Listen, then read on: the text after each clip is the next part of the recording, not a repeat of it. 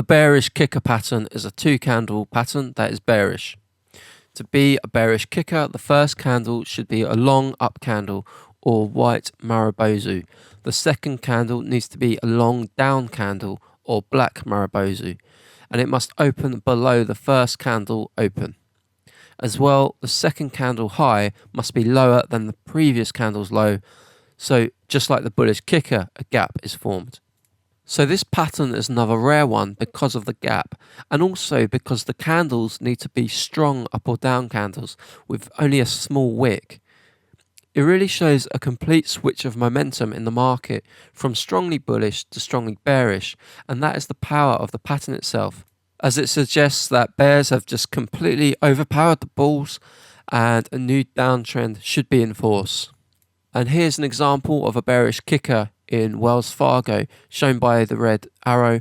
Notice the gap between the open of the second candle and the low of the first candle. So, as mentioned, the bearish kicker in its purest form doesn't occur very often. That's because of the gap and because the bearish kicker requires 2 opposing candles with very little shadow or wick. You can see that the pattern didn't occur for any of these 11 markets during our 16-year period, and we only recorded 152 bearish kicker signals in our stock universe during that time frame. Because of this, I don't think we can really draw too many conclusions from these results, which is a shame because we have some good results here, especially in stocks.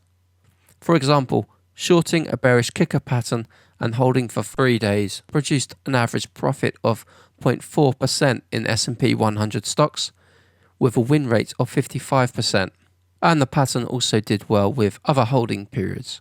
So there might be something to this pattern, and we might want to do a bit more work to see how significant these results are. Overall, this is one of the best short patterns that I've found. Next up, we'll look at the bullish engulfing pattern.